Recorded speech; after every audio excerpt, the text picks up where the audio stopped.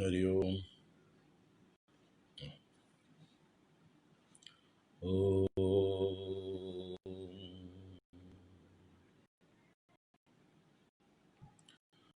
श्रीपुराणानाम् आलयं करुणालयं नमामि भगवत्पादं शङ्करं लोकशङ्करं शङ्करं शङ्कराचार्यं केशवं बादरायणं सुभाष्यौ वन्दे भगवन्तौ पुनः पुनः ईश्वरो गुणातीति भेदविभागिने व्योमव्याप्तदेहाय दक्षिणामूर्तये नमः। सदाशिवसमारम्भां शङ्कराचार्यमध्यमाम् अस्मदाचार्यपर्यन्तां वन्दे गुरुपरम्पराम्। शिवं शिवकरं शान्तं शिवात्मानं शिवोत्तमं शिवमार्गप्रणेतारं प्रणतोऽस्मि सदा शिवम्। सर्वमङ्गलमाङ्गल्ये शिवे सर्वार्थसाधिके शरण्ये त्र्यम्बके गौरी नारायणि नमोऽस्तुते। सच्चिदानन्दरूपाय विश्वोत्पत्त्यादिहेतवे तापत्रय विनाशाय श्रीकृष्णाय वयं नुमः। ഹരി ഓം. എല്ലാവർക്കും നമസ്കാരം. എല്ലാവർക്കും സുപ്രഭാതം, ശുഭദിനം, സുസ്വാഗതം. ശങ്കര സ്തോത്ര തരംഗിണി 100 ദിവസത്തിലേക്ക് എല്ലാവർക്കും സ്വാഗതം. എല്ലാവർക്കും കേൾക്കാവല്ലേ? കേട്ടിട്ടുണ്ടല്ലോ. നാരായണ. നമ്മുടെ ഷഡ്പദി സ്തോത്രം ഒന്നിച്ചൊല്ലി ആരംഭിക്കാം. പ്രാർത്ഥന.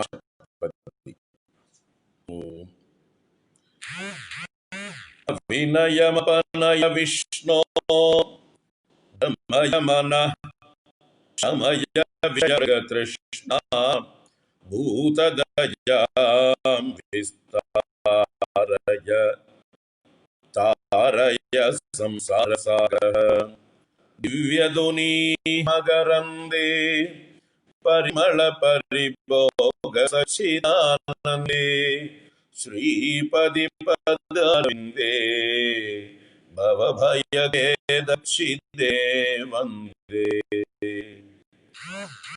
സത്യവിഭേദാപഗമേ നാരദവാഹം നമാമഗീനസ്ത്വം സാമുദ്രോ രംഗഃ ക്വചന സമുദ്രോ അതാരംഗഃ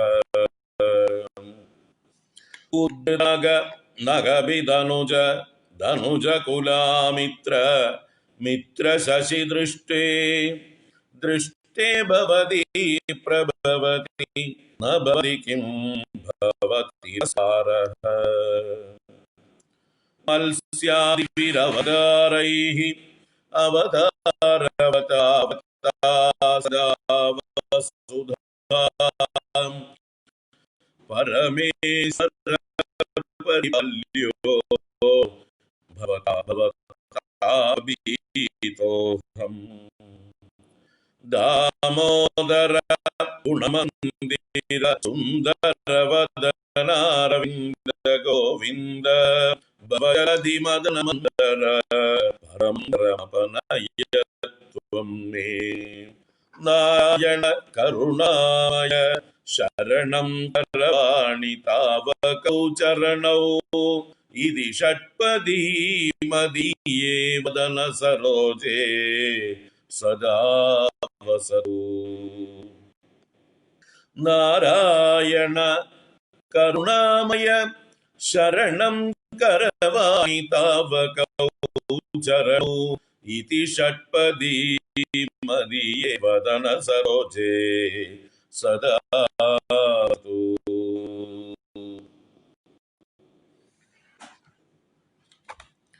इति आदिशंकर भगवत्पादकृतं प्रार्थना षट्पदी स्तोत्रं सम्पूर्णम्.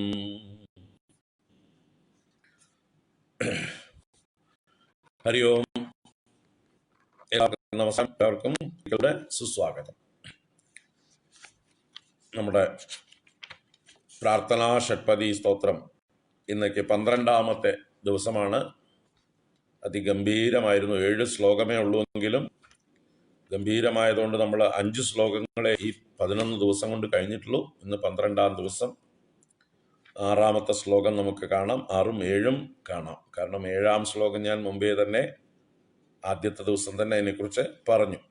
അതുകൊണ്ട് നമുക്കത് സമർപ്പിക്കാം എന്ന് വിചാരിക്കണമെന്ന്. അപ്പോൾ കഴിഞ്ഞ ദിവസം ഇന്നലെ കണ്ട 5ാം ശ്ലോകമാണ്.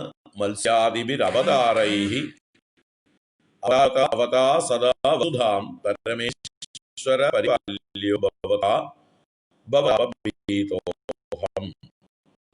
അവതരിപ്പിക്കുന്നത് അഹം താപഭീതഃ, സംസാര താപങ്ങളിൽ നിന്ന് ഭീതനാണ്, ഭയപ്പെടണം. അങ്ങനെയുള്ള ഞാൻ ഭവതാ പരിപാല്യ, അങ്ങാൽ പരിപാലിക്കപ്പെടേണ്ടവനാണ്. അങ്ങാണ്, അങ്ങ് പരമേശ്വരനാണ്. അങ്ങയുടെ മുകളിൽ വേറെ ആരുമില്ല. അങ്ങേക്ക് ഒരു ശക്തിക്കും കുറവും ഇല്ല. രമനായ ഈശ്വരനാണ്. ഈശ്വരന്മാരിൽ ഏറ്റവും അത്യുത്തമനായ ബാക്കിയുള്ള എല്ലാവരെയും നിയമിക്കുന്ന ഐശ്വര്യം.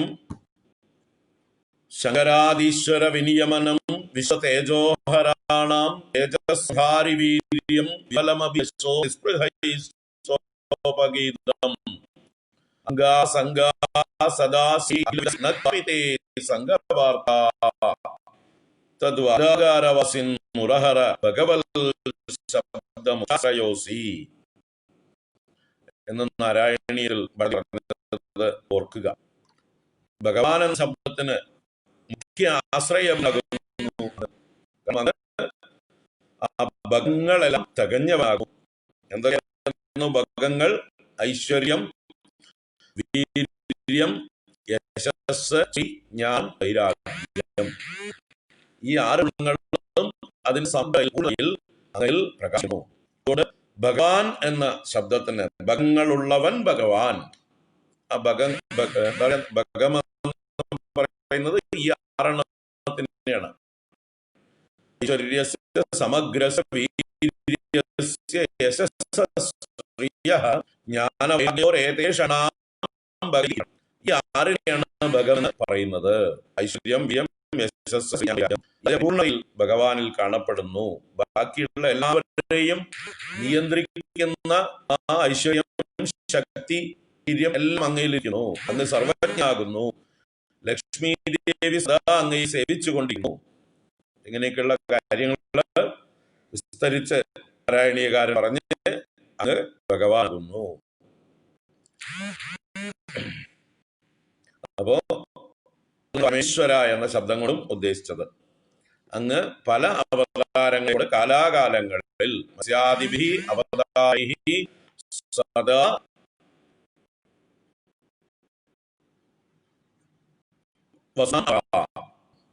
പല അവതാരങ്ങളെ കൊണ്ട് അവരതാ ഭവത വസുധാം സ അവത, വസുധയെ എപ്പോഴും അവനം ചെയ്യുന്നവനായിട്ടുള്ള പരമേശ്വരനാൽ ഞാനും പരിപാലിക്കപ്പെടണം, എന്റെ കാര്യവും അങ്ങ് നോക്കണം എന്ന് പറഞ്ഞ് തന്റെ ഭരം, സ്വന്തം ഭരത്തെ എന്ന് പറഞ്ഞാൽ ജീവിതഭാരത്തെ, താൻ ഇത്രയും കാലം പല്ലി ഉത്തരം ചൊക്കുന്നത് പോലെ ചുമന്നുകൊണ്ടിരുന്ന ജീവിത ഭാരങ്ങളാകുന്ന നുഖത്തെ, ഭാരവാഹിത്വത്തെ ഇതാ ഭഗവാനിലേക്ക് വെച്ചു കൊടുത്തു. ഭഗവാൻ പറയുന്നു, ഞാൻ ചുമന്നോളാം. യോഗക്ഷേമം വഹാമ്യഹം അനന്യാശ്ചിന്തയന്തോ മാം യേനാപര്യുപാസേ തേഷാം നിത്യാഭിയുക്താനാം യോഗക്ഷേമം വഹാമ്യഹം. എന്നെ അനന്യചിന്തയോടുകൂടെ നിത്യയുക്തമായി ഭജിക്കുന്ന ഭക്തന്മാരുടെ യോഗക്ഷേമങ്ങളെ ഞാൻ വഹിക്കുന്നു. യോഗമെന്ന പ്രാപിക്കാത്തതിനെ പ്രാപിക്കുക, നമ്മൾ എന്തൊക്കെ ആഗ്രഹിക്കും അതിനെ സാധിച്ചു തരിക. മറ്റൊരർത്ഥത്തിൽ യോഗം എന്നാൽ ആത്മീയ ശ്രേയസ്. ക്ഷേമം എന്ന് പറഞ്ഞാൽ പ്രാപിച്ചതിന്റെ രക്ഷണം. നമ്മളിപ്പോ കയ്യിലുള്ള വസ്തുക്കളെയൊക്കെ രക്ഷിച്ചു തരുന്നത് ക്ഷേമം. മറ്റൊരർത്ഥത്തിൽ ഭൗതികമായിട്ടുള്ള എല്ലാ അഭ്യുദയവും. യോഗക്ഷേമം എന്ന് പറഞ്ഞാൽ നിശ്രേയസവും അഭ്യുദയവും ഞാൻ നോക്കിക്കൊള്ളാം. അഥവാ നിനക്ക് ലഭിക്കാത്ത വസ്തുക്കളൊക്കെ ഞാൻ ലഭിപ്പിച്ചു തരാം, നിന്റെ ആഗ്രഹങ്ങളൊക്കെ സാധിപ്പിച്ചു തരാം, സാധിച്ചതെല്ലാം നിലനിർത്തിയും തരാം, നഷ്ടപ്പെടാതെ ഞാൻ സംരക്ഷിച്ചു കൊള്ളാം. ഇങ്ങനെ യോഗക്ഷേമ ശബ്ദങ്ങൾക്ക് രണ്ടർത്ഥത്തിലും പറയാം. അങ്ങനെയുള്ള യോഗക്ഷേമങ്ങളെ അഹം വഹാമി, ഭഗവാൻ റെഡിയായിട്ട് നമ്മുടെ പുറകെ ചുമലിൽ ക്യൂന്ന്, എന്റെ ചുമലിൽ വെച്ചോളൂ, ഞാൻ നിങ്ങളെ ബാധിക്കാൻ എന്ന് ചോദിച്ചു. പക്ഷെ നമ്മൾ കൊടുക്കാൻ തയ്യാറില്ല, നമ്മുടെ അഭിമാനം കൊടുക്കാൻ അനുവദിക്കുന്നില്ല. എന്നെ പറയാൻ ഞാനല്ലാതെ ഭഗവാനൊന്നും വിശ്വസിക്കാൻ കൊള്ളില്ല എന്ന്. അല്ലെ, നമുക്ക് ഭഗവാനെ വിശ്വാസമില്ല, നമ്മുടെ അല്പശക്തിയിലാണ് നമുക്ക് വിശ്വാസം, നമ്മുടെ പൗരുഷത്തിലാണ് നമുക്ക് വിശ്വാസം. ഭഗവാന്റെ അനന്ത ശക്തിയിൽ നമുക്ക് വിശ്വാസമില്ല. നമ്മുടെ കാര്യമല്ല പറയണത്. നമ്മൾ ഈ കാണുന്ന ആൾക്കാരൊക്കെ വേറെ, അതൊരു ലെവല് വേറെ അല്ലേ? അങ്ങനെ ആയിട്ടില്ലേ?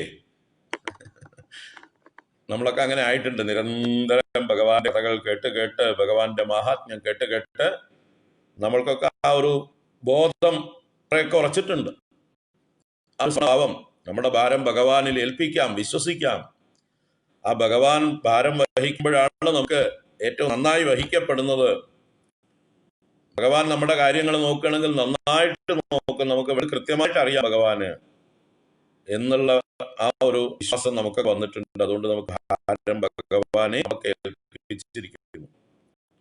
വേറെ ചിലര് പൗരുഷമുണ്ട്, അഹങ്കാരമുണ്ട്, അഭിമാനമുണ്ട്. എന്റെ ഭാരമല്ലാതെ ഭഗവാനൊന്നും വഹിക്കാനായിട്ടില്ല, ഭഗവാനും വിശ്വസിക്കുന്ന ചില ആളുകള് പല്ലിത്തരം എന്താ പോലെ ഇപ്പോഴും വഹിച്ചുകൊണ്ടേയിരിപ്പുണ്ട്. അവര് ഇഷ്ടപ്പെടട്ടെ, എന്താ ചെയ്യാൻ? അവർക്കിപ്പോഴാണ് യോഗം. അവര് എന്നെ കൊണ്ട് താങ്ങാനാവില്ല എന്നൊരവസ്ഥ വരും. താങ്ങി അഭിമാനം തീർന്ന് അവശരായി, ഇല്ല നമ്മളെ കൊണ്ട് താങ്ങാനാവില്ല എന്നൊരവസ്ഥ വരുമ്പോ ഭഗവാന്റെ കയ്യിലേക്ക് ഏൽപ്പിച്ചു കൊടുക്കും. ഒരവസ്ഥ വരും, വന്നേ പറ്റും. പോയാലും എത്ര ഓടിയാലും അവസാനം ഭഗവാന് ഭാരം ഏൽപ്പിച്ചേ പറ്റും. അത് നടക്കും. അത് ചിലർക്ക് കുറെ കാലം എടുക്കും.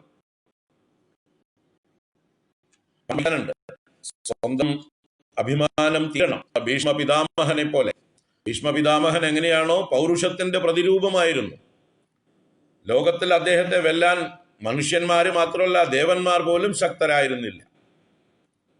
അത്ര ശക്തനായിട്ടുള്ള പൗരുഷത്തിന്റെ പ്രതീകമായിരുന്ന സാക്ഷാൽ ക്ഷത്രിയാന്തകനായ ഭഗവാന്റെ അംശാവതാരമായിട്ടുള്ള പരശുരാമനെ പോലും, തന്റെ ഗുരുവായിരുന്നിട്ട് പോലും യുദ്ധത്തിൽ നാണം കെടുത്തിയ ആ ഭീഷ്മ പിതാമഹൻ പൗരുഷം കൊണ്ട് എല്ലാ ഭാരവും സ്വയം ചുമലിൽ ചുമന്നുകൊണ്ട് നടന്നു. തന്നെ കൊണ്ടാവും, താൻ വിചാരിച്ചെടുത്ത് ലോകത്തെ നിലനിർത്താം, തന്റെ വംശത്തെ താൻ വിചാരിച്ചാൽ നിലനിർത്താൻ കഴിയും. അല്ലെ, അച്ഛന് വാക്കുകൊടുത്തു, ഞാൻ നോക്കിക്കോളാം അച്ഛ, അച്ഛൻ ധൈര്യമായിട്ട് സുഖിച്ചോളൂ. അച്ഛനെ കല്യാണം കഴിച്ചു കൊടുത്തപ്പോ അച്ഛൻ സന്തോഷിച്ചിട്ടൊരു വരം കൊടുത്തതാണ്, മോനെ നീ വേണ്ടിട്ട് എല്ലാ കാര്യങ്ങളും നോക്കി നടത്താൻ എന്നൊരു പറഞ്ഞു. അപ്പൊ അത് തിരിച്ചു പറയേണ്ടി, അച്ഛൻ എന്റെ പണിയല്ല, ഭഗവാന്റെ പണിയാണ്. ഭഗവാൻ ഞാനൊരു നിസ്സാരൻ, എന്റെ ഉത്തരവാദിത്വം ഞാൻ അച്ഛന്റെ സന്തോഷത്തിന് വേണ്ടി അരുതാത്തത് ചെയ്ത് അച്ഛന് ഞാൻ ഒരു കല്യാണം കഴിച്ചു തന്നു. ഇനി അച്ഛനായി, അച്ഛന്റെ പാടായി, അച്ഛനുണ്ടാവുന്ന മക്കളായി എന്ന് പറഞ്ഞ് ഈശ്വരനെ ഭജിക്കാൻ നൈഷ്ഠിക ബ്രഹ്മചാരിയായി ഗുരുവിന്റെ അടുത്തേക്ക് പോകേണ്ട ആളായിരുന്നു. ബ്രഹ്മചര്യം എന്ന് പറഞ്ഞാൽ വീട്ടിന്റെ നടുവിൽ ഇരിക്കലല്ല, മറ്റുള്ളവർക്ക് ഒരു തടസ്സമായിട്ടിരിക്കുന്ന ഒരാളല്ല. തനിയെ വീടുപേക്ഷിച്ച് ഗുരുവിനെയും സേവിക്കുന്നതായിട്ടുള്ള ഒരു കാലമാണ് ബ്രഹ്മചര്യം എന്ന് പറയുന്നത്. അതിനേക്ക് പോകുന്നതിന് പകരം കൊട്ടാരത്തിൽ തന്നെ അള്ളിപ്പിടിച്ചിരുന്നു. അതാണ് ഭീഷ്മർ ചെയ്ത അബദ്ധം. എന്നിട്ട് അദ്ദേഹം അച്ഛന് കൊടുത്തു, ഞാൻ നോക്കിക്കൊള്ളാം അച്ഛ ഈ കുരുവംശത്തെ, ഞാൻ രക്ഷിച്ചോളാം. എവിടെ രക്ഷിച്ചു? എല്ലാറ്റിനെയും കൂടി ഒന്നിച്ച് തകർത്ത് കളഞ്ഞില്ലേ, എല്ലാം നശിച്ചില്ലേ. 39 ലക്ഷം പുരുഷന്മാരെ കുരുതി കൊടുക്കേണ്ടി വന്നില്ലേ? മുഴുവൻ ഇദ്ദേഹത്തിന്റെ കയ്യിലിരിപ്പ് കൊണ്ടല്ലേ. അപ്പൊ അദ്ദേഹം തന്റെ പൗരുഷം കൊണ്ട് ചുമക്കാം, ഈ ഭാരം ചുമക്കാം എന്ന് വിചാരിച്ചു. പക്ഷെ അവസാനം കൈവിട്ടു, സാധിക്കില്ല എന്ന് മനസ്സിലായി. ഭഗവാനിലേക്ക് ടോട്ടലായിട്ട് വിട്ടുകൊടുത്തു, സറണ്ടർ ചെയ്തു. അവിടെ കിടന്നപ്പോഴാണ് ബോധ്യം വന്നത്, നേരത്തെ തന്നെ കൊടുത്താൽ മതിയായിരുന്നു എന്ന്. ശരശയ്യയില് 58 കടന്നുകൊണ്ട് യാതനകൾ അനുഭവിച്ചുകൊണ്ട് ആലോചിച്ചപ്പോഴാണ് പിടികിട്ടിയത്, ഭഗവാനാണ് ഇതിനെല്ലാം ധരിക്കുന്നവൻ, ആ ഭഗവാനെയാണ് ഭജിക്കേണ്ടത് എന്ന് വിഷ്ണു സഹസ്രനാമത്തിലൂടെ യുധിഷ്ഠിരന് ഉപദേശിച്ചത് ശരശയ്യയിൽ കിടന്നുകൊണ്ടാണ്. എല്ലാറ്റിലും വെച്ച് പരമധർമ്മം ഏതാണെന്ന് ചോദിച്ചപ്പോ ആ ഭഗവാനെ ഭജിക്കലാണ് പരമധർമ്മം. സർവധർമാൻ പരിത്യജ്യ മാമേകം ശരണം വ്രജ അഹം ത്വാ സർവപാപേഭ്യോ മോക്ഷയിഷ്യാമി മാ ശുചഃ. ആ ഭഗവാന്റെ വചനങ്ങള് ആ ഭീഷ്മരുടെ ഉള്ളില് അപ്പോഴാണ് അലയടിച്ചത്. അത് കേട്ടിട്ടുണ്ട്. യുദ്ധരംഗത്ത് അർജുനൻ വിഷാദിച്ചപ്പോഴാണല്ലോ ഭഗവാൻ ആ 2 സൈന്യത്തിന്റെയും മധ്യത്തിൽ വെച്ച് ഈ ഗീത ചൊല്ലിയത്. അതിൽ ഗീതയിൽ ഏറ്റവും അവസാനത്തെ ഭഗവാന്റെ ഉപദേശങ്ങളാണ് സർവധർമാൻ പരിത്യജ്യ മാമേകം ശരണം വ്രജ അഹം ത്വാ സർവപാപേഭ്യോ മോക്ഷയിഷ്യാമി മാ ശുചഃ. എന്തായാലും ബാക്കിയുള്ളതൊക്കെ മറന്നാലും ആ അവസാനത്തെ വരികൾ ഭീഷ്മർ നല്ലോണം ഓർമ്മ വെച്ചു. അതാണ് 10-ാം ദിവസം സ്വയം വീഴാൻ തയ്യാറായത്. മതി ഭാരം ചുമന്നത്, എൻ്റെ അഭിമാനം കൊണ്ട് ഇത്രയും കാലം ഞാൻ ചുമന്നു, ഇപ്പതാ ഞാൻ എൻ്റെ അഭിമാനം വെടിയുന്നു. അങ്ങനെ ഭീഷ്മരുടെ അഭിമാനം വെടിഞ്ഞപ്പോ ഭീഷ്മര് സ്വയം സമർപ്പിച്ചു. ആ സമർപ്പണത്തിന്റെ ഇതാണ് അവിടുത്തെ പതനം. ശരശയ്യയിൽ തൻ്റെ ചെയ്ത പാപങ്ങൾ മുഴുവൻ അനുഭവിച്ചുകൊണ്ട് 58 ദിവസം പൗരുഷമില്ലാതെ കടന്നു. പൗരുഷമൂർത്തിയായിരുന്ന ഭീഷ്മർ ഒരു രോമം പോലും അനക്കാൻ കഴിയാതെ കടന്നു, ദീനനായിട്ട് കടന്നു. അപ്പൊ നമുക്കും ആ ഭീഷ്മരെ കണ്ട് പഠിക്കണ്ടേ? നമ്മുടെ ഭാരം നമുക്ക് ഭഗവാനിൽ ഏൽപ്പിക്കാം. അദ്ദേഹമാണ് എല്ലാവരെയും പരിപാലിക്കുന്നത്, എല്ലാ ഭാരവും ചുമക്കുന്നത്. അപ്പോ എൻ്റെ ഭാര്യം അങ്ങ് ചുമന്നാലും എന്നാണ് ഇതിലെ പ്രാർത്ഥന. പരമേശ്വര പരിപാലോഹം. അടുത്ത ശ്ലോകം നോക്കാം. ദാമോദര ഗുണമന്ദിര സുന്ദരവദനാരവിന്ദ ഗോവിന്ദ ഭവജലധി മദന മന്ദര പരമം ദരമപനയത്വം മേ. ദാമോദര ഗുണമന്ദിര സുന്ദരവദനാരവിന്ദ ഗോവിന്ദ ഭവജലധി മദന മന്ദര പരമം ദരമപനയത്വം മേ. ഇവിടെ ഭഗവാനെ സംബോധന ചെയ്യുന്നത് നോക്കാം. ദാമോദര ഗുണമന്ദിര സുന്ദരവദനാരവിന്ദ ഗോവിന്ദ ഭവജലധി മദന മന്ദര. 5 സംബോധനകൾ ചെയ്തിട്ട് ഭഗവാനോട് പ്രാർത്ഥിക്കുകയാണ്. പരം ധരം അപനയ ത്വം മേ. മേ പരമം ധരം ത്വം അപനയ. എൻ്റെ ഉള്ളിലുള്ളതായിട്ടുള്ള പരമമായ ധരത്തെ, ധരം എന്നുള്ളതിന് ശൂന്യത, സുഷിരം, ഗ്യാപ്പ്, പിളർപ്പ് എന്നൊക്കെ അർത്ഥമുണ്ട്. ഇവിടെ അത് ഭയം എന്നുള്ള അർത്ഥത്തിലാണ്.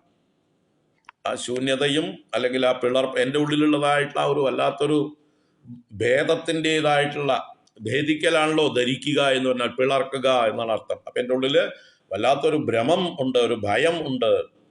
അപ്പൊ പരമമായിട്ടുള്ള ഭയം, സംസാര ഭയം, മരണഭയം, എല്ലാ ഭയവും, ആ പരമമായിട്ടുള്ള ഭയത്തെ ത്വം അപനയ, എൻ്റെ ഉള്ളിലുള്ള അപായ ഭീതിയെ, ഇവിടെ വാസ്തവത്തിൽ ശരിക്കും ആ ധരം എന്നുള്ളതിന് അർത്ഥം പറയുമ്പോൾ ഞാനും ഭഗവാനും തമ്മിലുള്ള അകലം എന്നും കൂടി എടുക്കാം നമ്മൾ. കാരണം ഞാനും ഭഗവാനും തമ്മിൽ അകലമുള്ളത് കൊണ്ടാണ് ഭയം ഉണ്ടാവുന്നത്. നമ്മുടെ വേദം പറഞ്ഞിട്ടുണ്ട്, ദ്വിതീയാദ്വൈ ഭയം ഭവതി, ദ്വിതീയാദ്വൈ ഭയം ഭവതി, രണ്ടുണ്ടെങ്കിൽ ഭയമുണ്ട്. ദ്വൈതത്തിലാണ് ഭയം. ഞാൻ വേറെ, എന്നിൽ നിന്ന് അന്യനായിട്ട് ആരെങ്കിലും ഉണ്ട് എന്ന് കരുതുകയാണെങ്കിൽ ഭയമുണ്ട്. എവിടെയാണ് അഭയം? അദ്വൈതമേവ അഭയം. അദ്വൈതമാണ് അഭയം. അപ്പോൾ ഇവിടെ പരമം തരം എന്ന് പറയുമ്പോൾ ഞാനും ഭഗവാനും തമ്മിലുള്ളതായിട്ടുള്ള വലിയ അകൽച്ച, അപായം, ഗ്യാപ്പ്, ആ പിളർപ്പ്, അതിനെ അപനയിച്ചാൽ എന്ന് പറഞ്ഞാലോ എന്നെ അങ്ങയോട് ചേർത്താലും. അല്ലേ? നമുക്ക് പേടിയുണ്ടാകുമ്പോൾ, കൊച്ചു കുട്ടികളായിരിക്കുമ്പോൾ നമ്മള് അമ്മമാര് ദൂരെയാണെങ്കിൽ, അച്ഛന്മാര് ദൂരെയാണെങ്കിലാണ് നമുക്ക് പേടിയുണ്ടാവുക. അല്ലേ? ആ കുട്ടികളായിരിക്കുമ്പോൾ പേടിച്ച് കരയുമ്പോൾ അമ്മമാരോ അച്ഛന്മാരോ ഓടി വന്ന് നമ്മളെ ഒന്ന് പിടിച്ചു കഴിഞ്ഞാൽ, നമ്മളെ ഒന്ന് ചേർത്ത് ആലിംഗനം ചെയ്ത് നമ്മളെ മടിയിലേക്ക് വെച്ചാൽ എന്തായി? ആ ധരം പോയി, അകലം പോയി. അച്ഛനും അമ്മയും കൂടെ ഉണ്ട് എന്ന് വരുമ്പോ ഭയം പോയി. അപ്പൊ ദൂരെ ഒറ്റപ്പെടുമ്പോഴാണ്, ഭഗവാനിൽ നിന്നൊരു ഏലിയനേറ്റഡ് ആവുമ്പോ, ഐസൊലേറ്റഡ് ആവുമ്പോ, അപ്പോഴാണ് ഭയം ഉണ്ടാവുന്നത് നമുക്ക്. അപ്പൊ ആ ഒരു ഏലിയനേഷനെയാണ് നമ്മൾ പോക്കേണ്ടത്. ഭഗവാനുമായിട്ടുള്ള വേറിട്ടുള്ള നിലനിൽപ്പ്, അത് മാറ്റണം. ഭഗവാനേ ഉള്ളൂ എന്നറിഞ്ഞുകൊണ്ട് ആ ഭഗവാനിലേക്ക് സ്വയം ലയിച്ചു ചേരുക, ആത്മനിവേദനം, അവനവനെ സമർപ്പിക്കുക. അതിന് ഭഗവാൻ തന്നെ അനുഗ്രഹിക്കട്ടെ. അല്ലെ? ഭഗവാൻ തന്നെ അപനയ എന്നിവിടെ ആവശ്യപ്പെടുന്നത്. അപനയ എന്ന് പറഞ്ഞാൽ അപനയിച്ചാലും നീക്കിയാലും, എൻ്റെ ഉള്ളിലുള്ള ഭയം നീക്കിയാലും, ഞാനും അങ്ങയും തമ്മിലുള്ള അകലത്തെ നീക്കിയാലും. അപ്പോ എന്താ പ്രാർത്ഥന? അങ്ങ് എന്നെ അങ്ങയോട് ചേർക്കൂ. അങ്ങനെ അങ്ങയോട് ചേർക്കുമ്പോഴാണ് എൻ്റെ എല്ലാ ഭയവും ഇല്ലാതെയാവുന്നത്. സർവജ്ഞനും സർവശക്തനും സർവവ്യാപിയും എല്ലാമായിരിക്കുന്ന അങ്ങയോട് ഞാൻ ചേരുന്നതോടുകൂടെ എൻ്റെ എല്ലാ ഭയം എന്നേക്കുമായി നീങ്ങുന്നു. അതുകൊണ്ട് എന്നെ അങ്ങോട്ട് ചേർക്കൂ എന്ന് തന്നെയാണ് ഈ പരമം ധരായ എന്നുള്ളതിന്റെ ആത്യന്തികമായിട്ടുള്ള അർത്ഥം. ആ ദ്വൈതത്തിലേക്ക് എന്നെ എത്തിക്കൂ, ദ്വൈതഭാവത്തിലേക്ക് എത്തിക്കൂ. ഞാനും അങ്ങും വേറെയാണെന്നുള്ളതായിട്ടുള്ള ചിന്ത എന്നിൽ നിന്ന് മാറ്റൂ. ഞാനും അങ്ങും വേറെയാണെന്ന് കരുതിയാലോ ഈ ലോകവും അങ്ങും വേറെയാണ്, ഞാനും ലോകവും വേറെയാണ് എന്നുള്ളതായിട്ടുള്ള ത്രിത്വം, ത്രിപുടി ഒക്കെ വേറെ വേറെയാണെന്നുള്ളതായിട്ടുള്ള ഭേദചിന്തയിൽ ഉറയ്ക്കും. ഭേദചിന്ത ഉള്ളിടത്തോളം വരെ എനിക്ക് ഭയമുണ്ടാകും. അപ്പൊ എൻ്റെ ഉള്ളിൽ ഭയം ഇല്ലാതാവണമെങ്കിൽ ഞാനും അങ്ങും ഒന്നാണെന്ന് അറിയണം. ഞാനും അങ്ങും ഒന്നാണെന്ന് അറിയുന്നതോടുകൂടി എന്നെ പോലെ തന്നെ മറ്റു ജീവന്മാരും അങ്ങും ഒന്നാണെന്ന് അറിയുന്നു. അപ്പോ ഞാനും അന്യജീവന്മാരും തമ്മില് ഇന്റർ കണക്റ്റഡ് ആണ്, ഇന്റർ റിലേറ്റഡ് ആണ്, ഒരേ വസ്തുക്കൾ തന്നെയാണ്, പരസ്പരം ഭേദമില്ല എന്നറിയുന്നു. അപ്പോഴാണ് നമുക്ക് മറ്റുള്ളവരോടുള്ള ഭയം നീങ്ങുന്നത്, അന്യനിൽ നിന്നുള്ളതായിട്ടുള്ള ഭയം നീങ്ങുന്നത്. കാരണം ഞാൻ അന്യനെ കാണുന്നത് ഈശ്വരനായിട്ടാണ്, ഈശ്വരന്റെ വിഭൂതികളായിട്ടാണ് ഞാൻ അന്യനെ കാണുന്നത്. അന്യനില്ല എനിക്ക്. ഞാൻ ഭഗവാനിൽ നിന്ന് ഭിന്നനല്ലെങ്കിൽ, അഹം ബ്രഹ്മാസ്മി അല്ലെങ്കിൽ ശിവോഹം എന്ന് ഞാൻ പറയുമ്പോ എന്റെ അപ്പുറത്ത് നിൽക്കുന്ന എന്റെ അനിയന്മാരും ആരാണ്? അവർക്കും പറയാൻ അവകാശമുണ്ട് ശിവോഹം ശിവോഹം എന്ന്. അപ്പൊ അവരും ശിവന്മാർ തന്നെയല്ലേ? അപ്പൊ ഞാനും അവരും തമ്മിൽ വല്ല ഭേദമുണ്ടോ? ഒരേ ശിവതത്വത്തിൽ നിന്ന് വന്ന ആളുകൾ തന്നെയല്ലേ? ആ ശിവതത്വത്തിന്റെ തന്നെ മാനിഫെസ്റ്റേഷൻ തന്നെയല്ലേ? ആ ശിവതത്വത്തിന്റെ തന്നെ എക്സ്റ്റൻഷൻ അല്ലേ നമ്മളൊക്കെ? അതുകൊണ്ട് നമുക്ക് പരസ്പരം സ്നേഹിച്ചുകൂടെ? നമുക്ക് പരസ്പരം സഹായിച്ചുകൂടെ? നമുക്ക് പരമാവധി സഹായിക്കാം. നമ്മുടെ ചുറ്റുപാടും അർഹിക്കുന്നതായിട്ടുള്ള, കഷ്ടപ്പെടുന്നതായിട്ടുള്ള ആളുകളെ കാണുമ്പോഴൊക്കെ അതാ ഞാൻ തന്നെയാണ് അവിടെ ഇരുന്ന് കഷ്ടപ്പെടുന്നത് എന്നുള്ള തോന്നലുണ്ടാവണം. അവരുടെ സ്ഥാനത്ത് ഞാൻ തന്നെയാണ് എന്ന് കരുതുമ്പോൾ തീർച്ചയായിട്ടും കൈ നീട്ടും നമ്മൾ അങ്ങോട്ട്. നമ്മുടെ കയ്യിലുള്ളതൊക്കെ അങ്ങോട്ട് കൊടുക്കും. ഇങ്ങോട്ട് മാത്രമല്ല എനിക്ക് വഴിയറിയുക, അങ്ങോട്ട് കൂട്ടാനും എനിക്കറിയാം. കാരണം ആ ശരീരവും എൻ്റെ ശരീരമാണ്. എനിക്ക് വിശക്കുമ്പോൾ തന്നെ അവർക്കും വിശക്കും. എനിക്ക് വേദനകളും ദുഃഖങ്ങളും ഉള്ളതുപോലെ തന്നെ അവർക്കും ഉണ്ടാകും. അവരെയും ഞാൻ അവരുടെ സ്ഥാനത്ത് നിന്ന് മനസ്സിലാക്കി എന്നാലാവുന്നത് എൻ്റെ അടുത്ത് കൂടുതലുണ്ടെങ്കിൽ തീർച്ചയായിട്ടും ഞാൻ കൊടുക്കണം. എനിക്ക് വേണ്ടാന്ന് വെച്ചിട്ട് പോലും കൊടുക്കാം. എനിക്ക് താങ്ങാനുള്ള കഴിവുണ്ട്, അവർക്ക് താങ്ങാനുള്ള കഴിവില്ല. അതുകൊണ്ട് എനിക്ക് വേണ്ടാന്ന് വെച്ചിട്ട് അവർക്ക് കൊടുക്കാനുള്ളൊരു ശക്തി എനിക്കുണ്ട്, ഭഗവാൻ എനിക്കത് തന്നിട്ടുണ്ട് എന്ന് വിചാരിച്ച് നമ്മൾ ആ ഒരു ചിന്തയെ നിരന്തരമാക്കിയാൽ മറ്റുള്ളവർ കഷ്ടപ്പെടുമ്പോൾ നമുക്ക് സഹായിക്കാതിരിക്കാനാവില്ല. ആദ്യം പറഞ്ഞ ഭൂതദയാം വിസ്താരയ, ആ ഭൂതദയ വിസ്തരിച്ച് വിസ്തരിച്ച് വിസ്തരിച്ച് വരും. അത് തന്നെയാണ് അഹിംസ, അത് തന്നെയാണ് അദ്വൈത ഭാവനയിലേക്കുള്ള വഴി, അദ്വൈത ഭാവം വികസിക്കുവാനുള്ളതായിട്ടുള്ള വഴി. അപ്പൊ ധരം അപനയ, ഞാനും അങ്ങും തമ്മിലുള്ളതായിട്ടുള്ള ആ ഇടവേള കുറച്ചു തരൂ, ഒരു ബ്രിഡ്ജ് ചെയ്യൂ. അത് തന്നെയാണ് യോഗം എന്ന് പറയുന്നത്. ജീവാത്മ പരമാത്മ മേളനം, ഐക്യം, അത് തന്നെയാണ് യോഗം.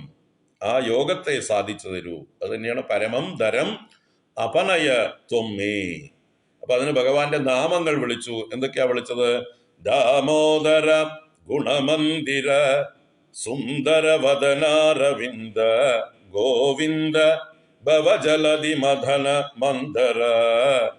5 വിശേഷണങ്ങൾ ഭഗവാനെ വിളിച്ചുകൊണ്ട്, ഭഗവാനെ അങ്ങെന്റെ ഭയത്തെ നീക്കിത്തരൂ, എൻ്റെ ദുഃഖങ്ങളെ നീക്കിത്തരൂ, എൻ്റെ ഉള്ളിലുള്ളതായിട്ടുള്ള ശൂന്യതയെ തീർത്തു തരൂ, ഞാനും അങ്ങും തമ്മിലുള്ള അകലം ഇല്ലാതാക്കി തരൂ, എൻ്റെ കൈപിടിക്കൂ എന്നൊക്കെ നമുക്ക് എങ്ങനെ വേണമെങ്കിൽ ഭാഷയെ കൊണ്ട്, ഏത് ഭാഷയിൽ വേണമെങ്കിൽ നമുക്ക് ഉപയോഗിക്കാം.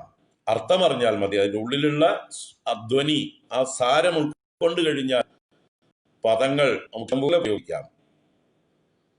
നമ്മൾ പറയുന്നത് മറ്റുള്ളവരിലേക്ക് കമ്മ്യൂണിക്കേറ്റ് ചെയ്യാനാണെങ്കിൽ അവരുടെ ഭാഷ ഉപയോഗിക്കേണ്ടി വരും. അപ്പൊ പലരുടെയും ഭാഷ പലതായിരിക്കും. അതുകൊണ്ടാണ് ഒരേ വാക്കിന്, ഒരു കാര്യത്തിന് തന്നെ ഞങ്ങളെ പോലെയുള്ള ആചാര്യന്മാർ പല അർത്ഥങ്ങൾ പറഞ്ഞുകൊണ്ടേയിരിക്കുന്നത്. ഒരു പുസ്തകം എഴുതുമ്പോൾ ഒരർത്ഥമേ പ്രയോഗിക്കുകയുള്ളൂ. എന്നാൽ ഒരു പ്രഭാഷണം ചെയ്യുമ്പോൾ നമുക്ക് ഫ്രീഡം ഉണ്ട്. നമ്മുടെ മുമ്പിലിരിക്കുന്ന ബഹുജനത്തെ നോക്കി ആ ബഹുജനങ്ങളിൽ ഓരോരുത്തർക്കും ഏത് വാക്ക് പറഞ്ഞാലാണോ ക്ലിക്കാവുക എന്ന് അറിയില്ല. ഏതാണോ അവരിലേക്ക് ആശയം വേണ്ട രീതിയിൽ ഇഫക്റ്റീവായിട്ട് പ്രവേശിപ്പിക്കുക, സന്നിവേശിപ്പിക്കുക എന്നറിയില്ല.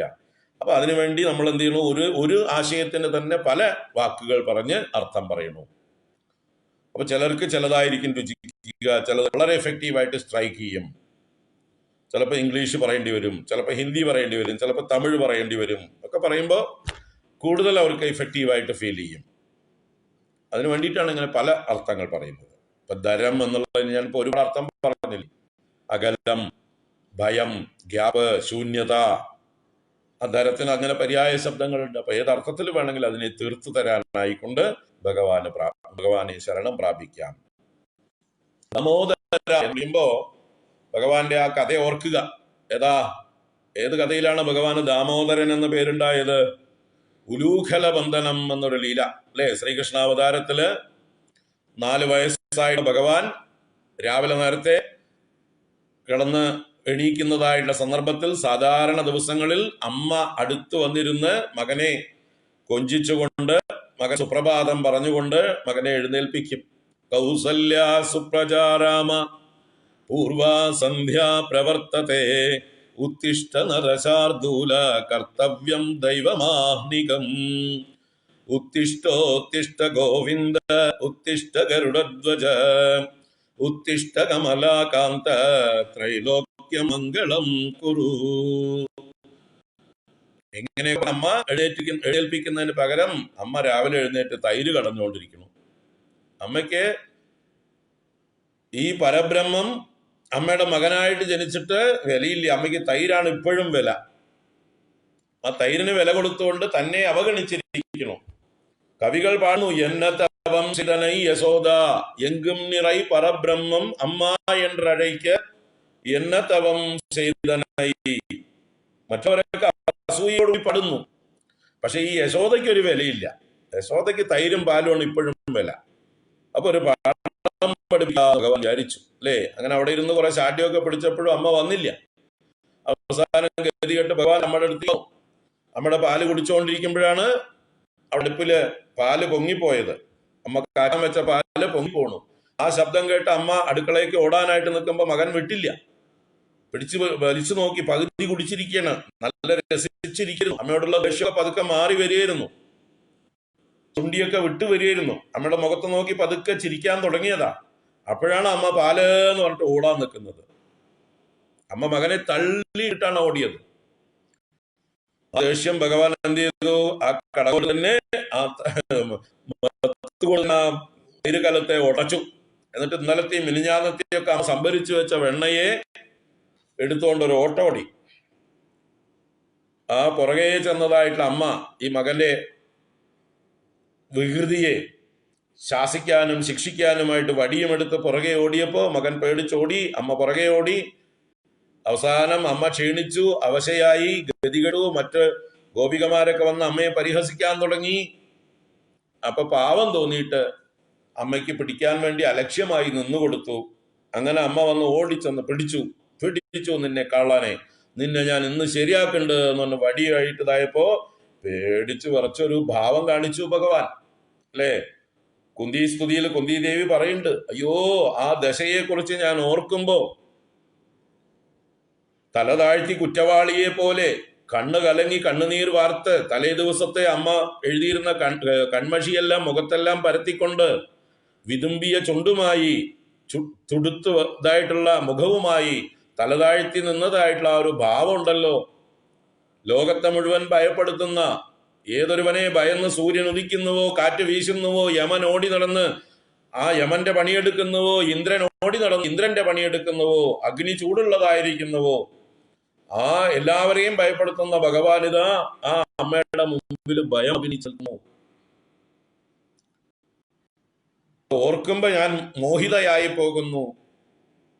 എന്തൊരത്ഭുതം, എന്തൊരത്ഭുതം എന്ന് കുന്തിദേവി സ്തുതിക്കുന്നുണ്ട്.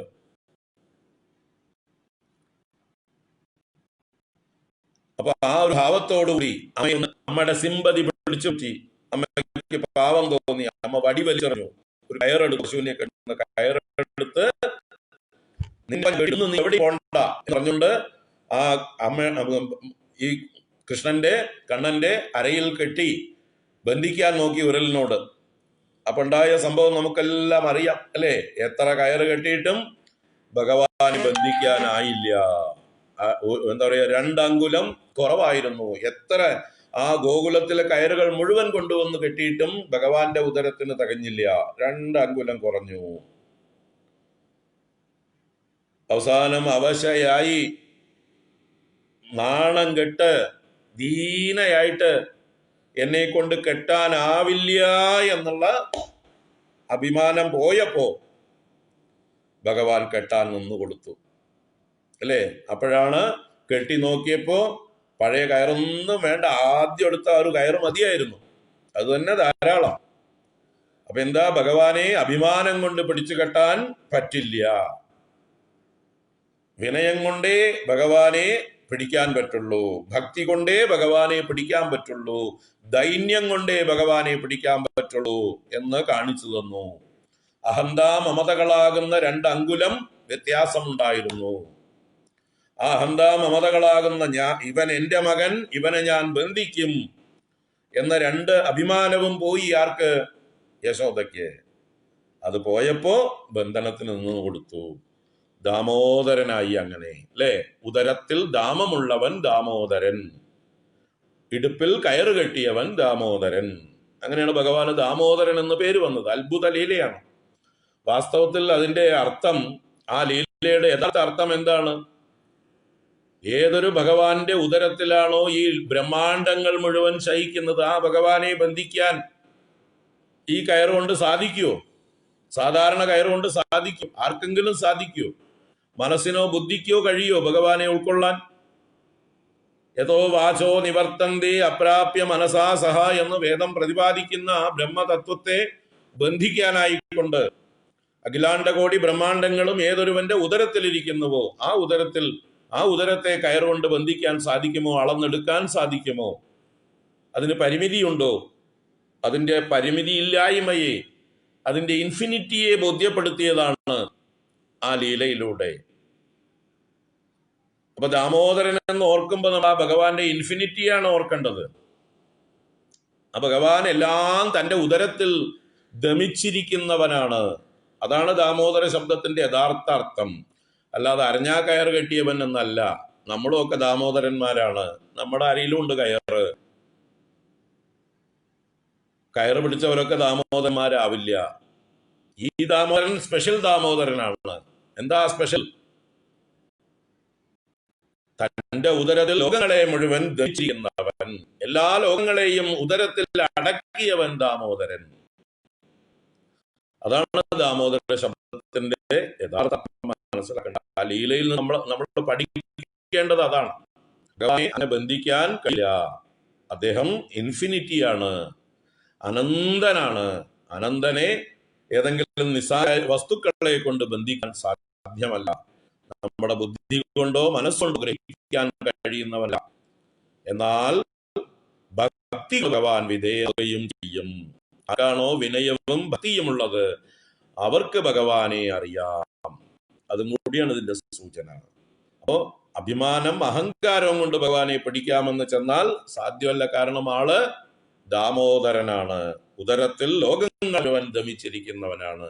അതാണ് 2 പ്രാവശ്യം യശോദയ്ക്ക് മുമ്പേ കാണിച്ചു കൊടുത്തത്. വായില് വിശ്വം മുഴുവൻ യശോദയ്ക്ക് ഭഗവാൻ കാണിച്ചു കൊടുത്തു. അങ്ങനെ വിശ്വം മുഴുവൻ തന്നിലിരിക്കുന്ന ആ ഭഗവാനെ വെറും കയർ കൊണ്ട് ബന്ധിക്കാന്ന് ആ ദേവി വിചാരിച്ചത് അജ്ഞാനം കൊണ്ട് തന്നെയാ, മായ കൊണ്ട് തന്നെയാ. നേരത്തെ 2 പ്രാവശ്യം വായ കാണിച്ചു കൊടുത്തപ്പോ മനസ്സിലാക്കേണ്ട ആള് ചില്ലറക്കാരനല്ല, ആള് നമ്മുടെ മകനല്ല, നമ്മുടെ അപ്പനാണെന്ന് യശോദ അന്നേ മനസ്സിലാക്കേണ്ടതായിരുന്നു, അല്ലേ? പക്ഷെ മനസ്സിലാക്കിയിരുന്നില്ല. എന്റെ മകനായിട്ട് തന്നെ കരുതി. എന്തോ അസുഖം പിടിച്ചതാണോ, കുട്ടിക്ക് എന്തോ ബാധ കയറിയതാണോ എന്നൊക്കെ അന്ന് സംശയിച്ചിട്ടുണ്ട്. അതോ ഞാൻ സ്വപ്നം കാണുകയാണോ, എന്റെ മനോരാജ്യമാണോ, അല്ല എനിക്ക് ബുദ്ധിഭ്രമം വല്ലതും ഉണ്ടായോ എന്നൊക്കെ അന്ന് ചിന്തിച്ചുള്ളൂ. അല്ലാതെ ഭഗവാന്റെ വൈഭവത്തെ അന്ന് അറിഞ്ഞില്ല. വായിൽ വിശ്വം കാണിച്ചു കൊടുത്തപ്പോ ആഹാ വിശ്വരൂപിയായിട്ടുള്ള വിഷ്ണുവാണോ അങ്ങ് എന്ന് അറിഞ്ഞ് നമസ്കരിച്ചു. ഭഗവാൻ യശോദയെ മറച്ചു. ഒരു പുഞ്ചിരി കൊണ്ട് തന്നെ യശോദ വീണുപോയി. ഭഗവാന്റെ വായിൽ വിശ്വം മുഴുവൻ കണ്ട് യശോദ അങ്ങനെ അന്തം വിട്ട് ചിന്തിക്കാൻ തുടങ്ങി. അങ്ങനെ ചിന്തിക്കാൻ തുടങ്ങുമ്പോഴേ ഭഗവാൻ ചിരിച്ചുകൊണ്ട് വായടച്ചു. എന്നിട്ട് അമ്മയോട് പറഞ്ഞു, അമ്മയെ വിശക്കുന്നു, പാല് തരൂന്ന്. ഉടനെ യശോദ, ചിന്തിക്കുന്ന യശോദ മാറി മാതൃവാത്സല്യം എന്ന ആ മായയിലേക്ക് വീണു. അതാണ് ഭഗവാന്റെ ലീല. അപ്പോ യശോദ ചിന്തിക്കാൻ അനുവാദം കൊടുത്തില്ല, അവസരം കൊടുത്തില്ല. അതുകൊണ്ട് തന്നെ മനസ്സിലായില്ല ഇത് ആരാന്ന്. ജനിച്ചപ്പോ ദേവകിക്ക് ഭഗവാൻ ദർശനം കൊടുത്തിരുന്നു, വിഷ്ണുവായിട്ട് തന്നെ ദർശനം കൊടുത്തിരുന്നു. യശോദയ്ക്ക് പ്രത്യക്ഷ ദർശനം കൊടുത്തിട്ടില്ല. ഈ പരോക്ഷമായിട്ടുള്ള ഈ കൊടുത്തത്. അവസാനമാണ് യശോദ മനസ്സിലാക്കുന്നത് ആരാണ് തന്റെ മകനായിട്ട് വന്നത് എന്ന്. തന്റെ മകനല്ല, തന്റെയൊക്കെ അപ്പനാണ് എന്ന് പറഞ്ഞത്, അല്ലേ? നമ്മളെ ഗുരുവായൂരപ്പ എന്നല്ലേ വിളിക്കുന്നത്. ഇപ്പൊ ലോകത്തിന്റെ മുഴുവൻ പിതാവായിരിക്കുന്ന, മാതാവായിരിക്കുന്ന ആ ഭഗവാനാണ് തന്റെ മകനായിട്ട് വന്നിരിക്കുന്നത് എന്ന് അറിയാറായിട്ടില്ല യശോദ. കുറച്ച് കാലം എടുക്കും, ഇനിയും പോണം. ബാലലീലകളിലൂടെ കളിപ്പിച്ച് ആ ഭഗവാൻ മനസ്സിനെ അപഹരിച്ച് ഭഗവാന്റെ വിയോഗം കൊടുത്ത് ആ വിയോഗത്തിൽ കൂടുതൽ കൂടുതൽ ഭഗവാനെ കുറിച്ച് ധ്യാനിച്ച് ഉരുകി പിന്നീട് ഭഗവാൻ തന്റെ തത്വജ്ഞാനം യശോദയ്ക്ക് കൊടുക്കുന്നുണ്ട്.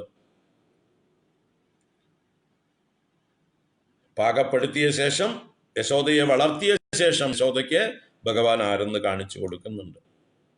അപ്പൊ ഈ ദാമോദര എന്ന് വിളിക്കുമ്പോ സൂക്ഷിച്ചും വിളിക്കുക. ദാമോദര എന്ന് പതുക്കെ വിളിച്ചാൽ മതി. മൂന്നാമത്തെയാണ്. 4ാമത്തെ ധകാരം വെച്ചാൽ വരുന്ന ആള് മാറും. ദാമോദര വിളിച്ചാല് ധരിച്ചവൻ വരും. എന്നെ ചോദിച്ചോണ്ട് സൂക്ഷിക്കുക. ദാമോദര ഗുണമന്ദിര. ഗുണമന്ദിര, ഗുണത്തിന്റെ മുഴുവൻ ആലയമായിരിക്കുന്നവനെ, മന്ദിരമായിരിക്കുന്നവനെ, വിളനിലമായിരിക്കുന്നവനെ. എല്ലാ ഗുണങ്ങളും ഭഗവാനിൽ അടങ്ങിയിരിക്കുന്നു. ഭഗവാൻ സ്വയം നിർഗുണനാണെങ്കിലും, ഭഗവാൻ നിർഗുണനാണ് സ്വരൂപത്തിൽ, എങ്കിലും എല്ലാ ഗുണങ്ങളും ഭഗവാനിൽ അടങ്ങിയിരിക്കുന്നു. ആവർത്തിച്ച് പറഞ്ഞു തരുന്നു. മാംബചന്തി ഗുണാശ്രവേ നിർഗുണം നിരപേക്ഷകം. നിർഗുണം നിരപേക്ഷനുമായിരിക്കുന്ന എന്നെ എല്ലാ ഗുണങ്ങളും ആശ്രയിക്കുന്നു. എല്ലാ ഗുണങ്ങൾക്കും ആശ്രയഭൂതനാണ് ഞാൻ, വിളനിലമാണ് ഞാൻ. സർവ കല്യാണ ഗുണങ്ങളും ഭഗവാനിൽ അടങ്ങിയിരിക്കുന്നു. അനന്ത കല്യാണ ഗുണമുക്തിയാണ് ഭഗവാൻ. നമ്മുടെ രാമാനുജാചാര്യരോടൊക്കെ ചോദിച്ചാൽ ലിസ്റ്റ് ഇട്ട് തരും ഭഗവാന്റെ ഗുണങ്ങള്. സ്വാഭാവിക അനവധിക അതിശയ സൗന്ദര്യ സൗശീല്യ സൗഹാർദ്ദ വാത്സല്യ കാരുണ്യ ഔദാര്യ ശൗര്യ വീര്യ പരമ സാർവജ്ഞ സത്യകാമത്വ സത്യസങ്കൽപത്വ സർവൈശ്വരത്വ സർവകാരണത്വാദി അനന്ത കല്യാണ ഗുണമുക്തേ. എങ്ങനെയാണ് ഭഗവാൻ വിളിക്കേണ്ടത്? സഗുണ സാകാരമൂർത്തിയായ ഭഗവാനെ വിളിക്കുമ്പോൾ രാമാനുജെല്ലാം ഭഗവാനെ ഭക്തിയോടെ വിളിച്ചത് ഈ ഗുണങ്ങളൊക്കെ കൽപ്പിച്ചുകൊണ്ടാണ്. സ്വാഭാവികമായിട്ട് അനവധിക അതിശയൻ, അളവില്ലാത്തതായിട്ടുള്ള, അവധിയില്ലാത്ത, നിരവധിയായിരിക്കുന്ന സൗന്ദര്യ, എല്ലാറ്റിനെയും അതിശയിക്കുന്ന സൗന്ദര്യത്തോടു കൂടിയവനെ. സൗന്ദര്യോതോപി സുന്ദരതരം തതോപം ആശ്ചര്യതോപി ആശ്ചര്യം കാന്തിമതോപി കാന്തം.